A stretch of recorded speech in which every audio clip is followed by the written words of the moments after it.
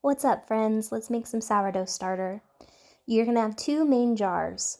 Your first jar is going to be your inactive starter. This is also known as discard. It's going to be runny, there's going to be very little bubbles in there, and it's going to have a little bit of an alcohol smell to it. This is your baby. This is your active starter that you leave on the counter. It's going to have a similar texture to the discard while it's hungry. So let's get her fed. So I'm going to pour most of this active starter into my discard jar. The goal is to have about 25 grams left in your active jar.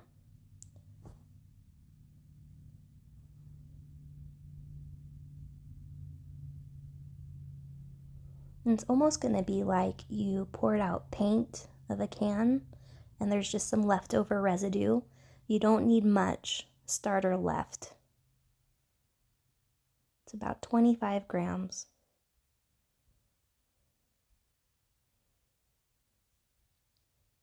We're going to put the lid back on tight and put this back to sleep in the fridge.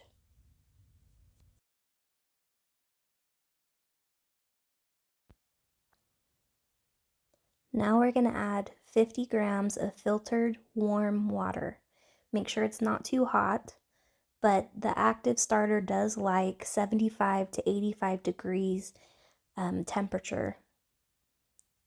Then you're going to add 50 grams of unbleached flour. This can be all-purpose flour that's unbleached. It can be bread flour, einkorn flour, you name it. Now your measurements here don't have to be exact, but you want to find a consistency, and I will show you what that looks like.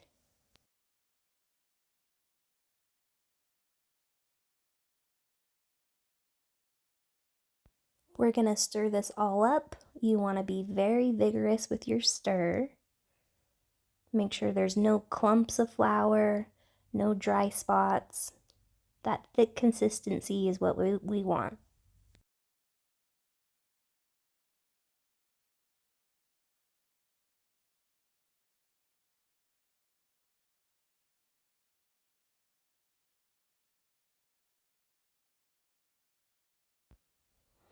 Okay, so it's thicker like a pancake batter or a muffin batter.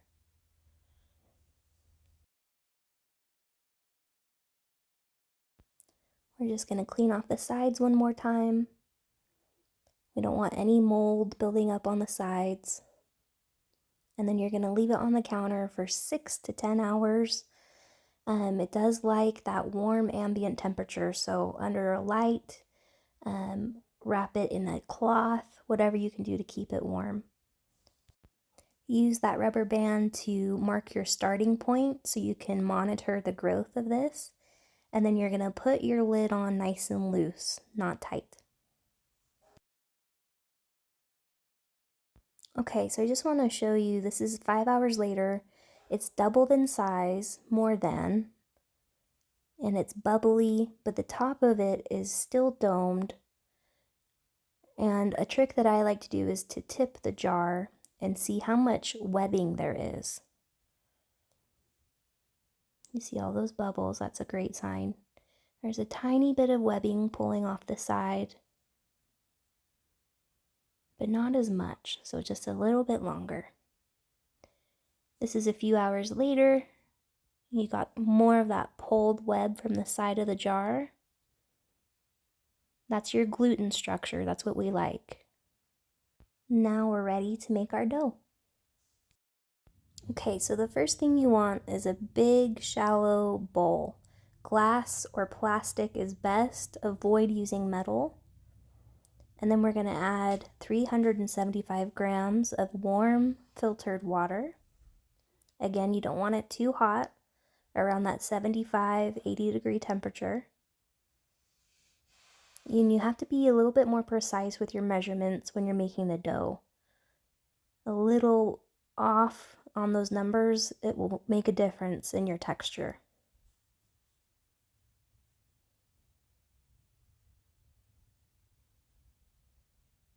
Now you're going to add 100 grams of your active starter. This I enjoy the most because when the active starter floats on top of the water, that's a great sign to show you that your starter is ready to be baked with. So with starter, you can add a little bit more than 100 grams. 5 or 10 extra grams is not going to hurt. It might make your dough a little bit more sour. That's it. If you want to make another recipe with this, feed your starter, same way that we did in the beginning of the video, or add it to your discard jar and put it to sleep. We're going to give this water and starter a really good stir. You might have some clumps in there, that's okay. You really just want that milky, yummy texture in there.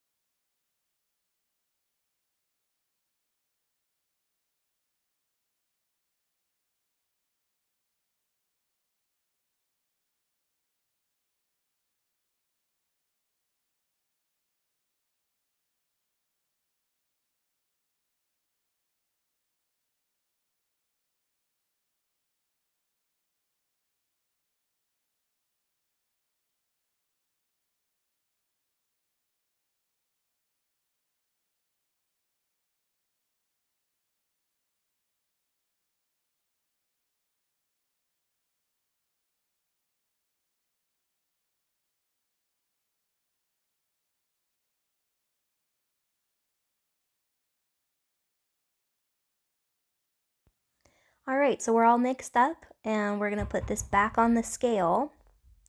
Make sure you tear out that number, get it all zeroed out. And we're gonna add 500 grams of unbleached flour. Again, it can be all-purpose flour, it can be bread flour, einkorn, wheat, whatever you'd like.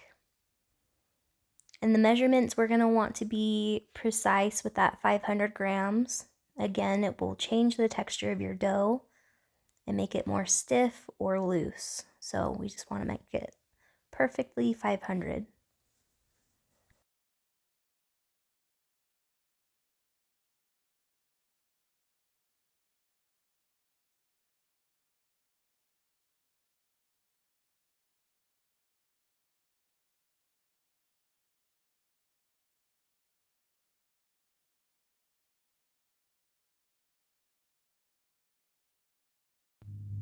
Okay, so now we're gonna start stirring this. I like to do circular motions on the outside of the bowl. It kind of just helps the flour get a little bit more incorporated with the wet ingredients in there. And you're gonna want to use a stronger spatula or a wooden spoon, something that can handle a lot of tension. You can also throw that out and use your hands. I've done this a few times, but it's just a little too messy for my liking, but you are welcome to get in there, friends. So now I'm going to switch over to a hand spatula. These are really cheap on Amazon. They're great. So you're just going to scrape off that rubber spatula, and switching over to this tool allows you to scrape off the sides of the bowl and allows you to do this folding technique that I'm doing. You're basically just kneading it.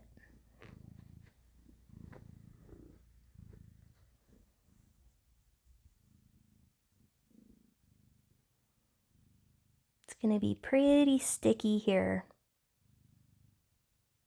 And just keep doing that until all of your flour is caught up in the dough and you don't have any dry bits.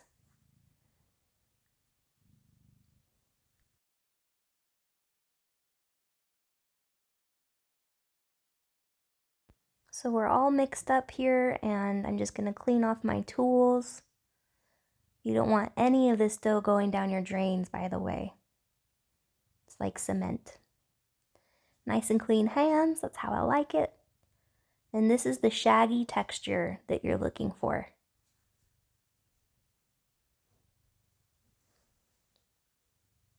We're going to cover that up with a large plate. You can also use plastic wrap, whatever you've got around the house to make sure that there's no air going in there. You're going to let this sit for about an hour. If you're in a pinch, you can do 30 minutes. Okay, it's been resting for an hour. Get a bowl of water and dimple the dough a little bit because we're going to be adding 10 grams of salt. I like to use Himalayan pink salt. You can pretty much use any kind of salt.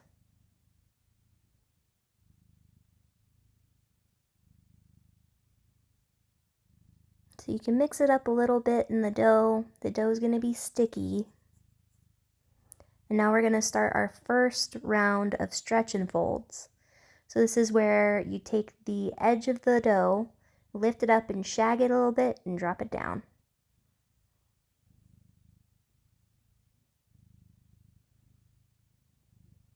Now when you're doing this, keep adding water to your hands because the dough is going to be really sticky in the beginning. And what you're doing is you're building structure to the dough. So it's not going to be such a messy, floppy dough mess.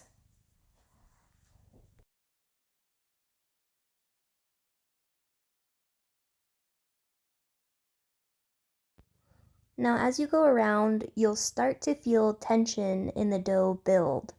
That tension is your structure. So that's exactly what we want to see. And you still want to be very gentle with these stretch and folds.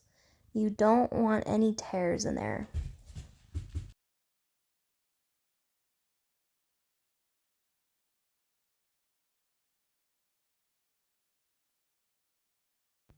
So now we're going to cover it up and let it rest for 30 minutes. Come back and repeat. You'll see that the dough is going to have more structure to it. It's still going to be a little bit sticky, but you go around and you clean up all the dough from the side, stretch it, and fold it.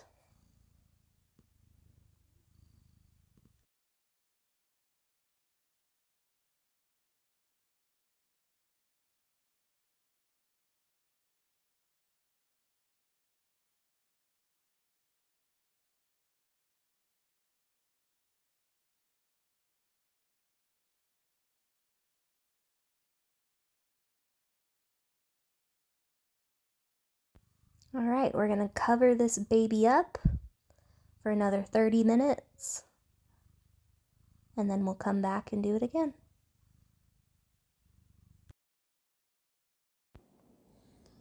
Third and final, stretch and fold. Now you see we push around the outside of the dough. This way, we're keeping it all in the center. And then make sure your hands are wet and wiggle, wiggle, stretch and fold. More water on the hands and wiggle, wiggle, stretch and fold. And one more time, wiggle, wiggle, wiggle, stretch and fold. It's beginning to keep its round shape. Wiggle, wiggle, stretch and fold. Let it sit on the counter overnight. Good night. Thank you, Daniel, for that very informative stretch and fold section. Our dough is rested overnight, and this is what it looks like at a bulk fermentation. You're gonna have a nice dome at the top. You're gonna have some good bubbles popping through, and it's doubled in size. So I pulled out my trusty rubber cooking mat, and we're gonna plop this baby on top.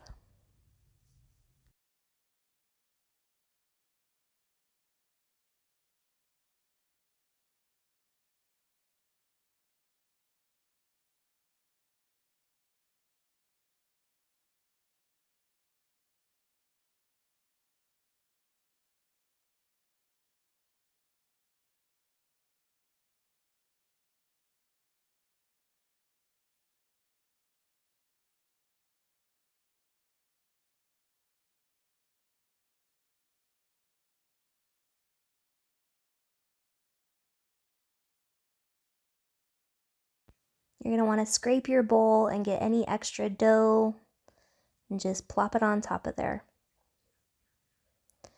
You're going to use that bench scraper and you're going to do a pre-shape. So you just scrape with your bench scraper and kind of just do a circular motion, putting the dough into a nice ball. I'm not so great at this part. But you don't need to overwork it, you're just trying to give it a good shape here.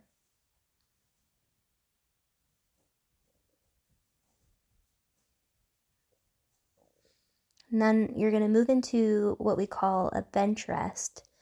You can cover this with a damp or wet towel, but what I like to do is use the same bowl that it rose in, and you just cover it up and let it rest for about 20 minutes.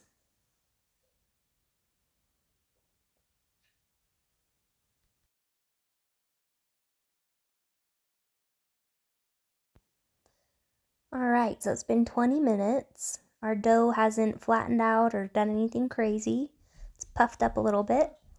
I'm going to cover it with some flour. This is rice flour, which I really enjoy working with because it doesn't have gluten in it, so it helps not stick to everything.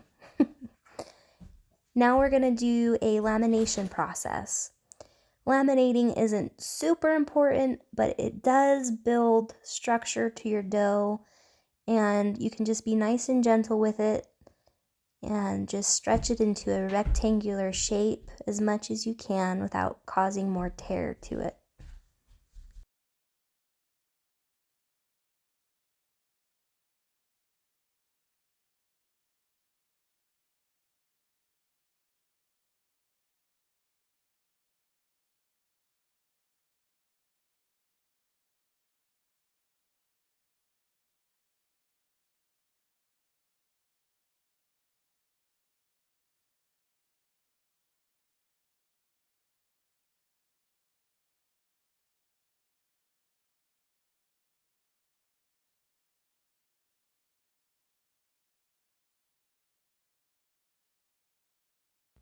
Alright, so once your lamination is somewhat good, like I have it, you can do better than this. You're going to pull on the edges and fold it into the center, kind of stitching it in there. Do it from the other side, bring it in the center, stitch it in, and then pull from the bottom and roll it. Pull from the bottom and roll, pull from the bottom and roll. Now you've got a nice boule shape, and we're going to do what's called a push and pull. And you take your pinky and your ring finger and you drag that on the bottom of the dough and push and pull towards you, push and pull towards you. And that is going to create tension on the surface of this dough. Now you want to be careful because if you overdo the push and pulls, you will cause tearing. And I actually do that in this video, and I'll show you what that looks like.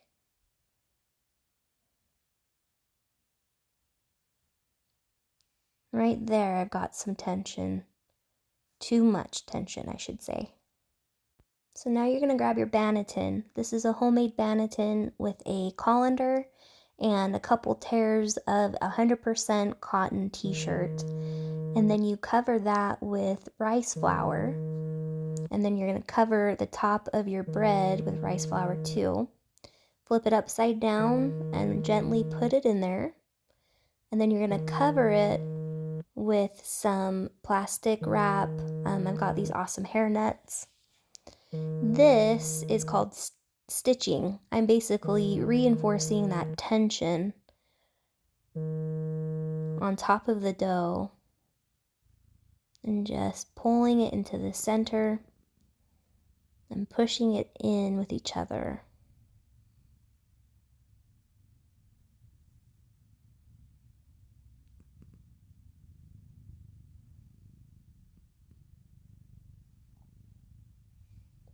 Alright, we're going to cover that up and let it rest on the counter for 1 to 2 hours. You can also put it in your fridge for however long you want, 12 to 36 hours. It's been about an hour and a half here, just sitting on the counter. And again, I'm going to cover it with some rice flour. And then I've got these bread silicone mats. You can use a high temperature parchment paper as well. Flip it over, and then you're going to take off your colander and gently take off your cloth. Just give a little bit of a shaping here. And now we're going to get into scoring. So for a pretty score, you just dump a whole bunch of rice flour on top. You don't have to do this. But if you do designs, it's going to help your designs pop by adding that. This is a bread lame or a bread lame.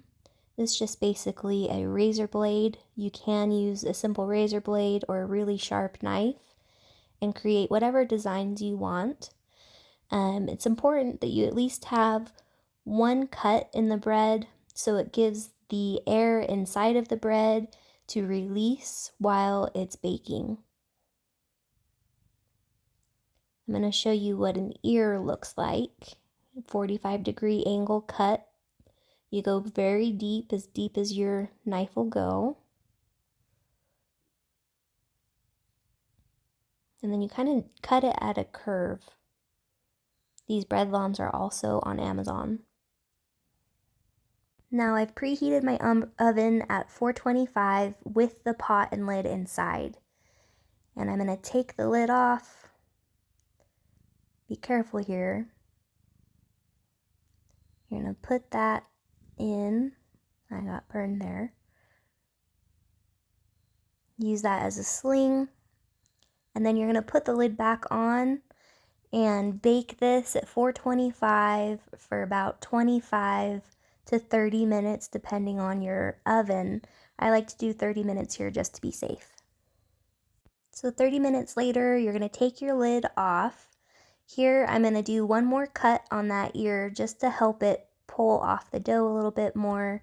You don't have to do this, totally optional. But you're going to put your bread back in the oven at 425 and bake it with the lid off for an additional 20 minutes.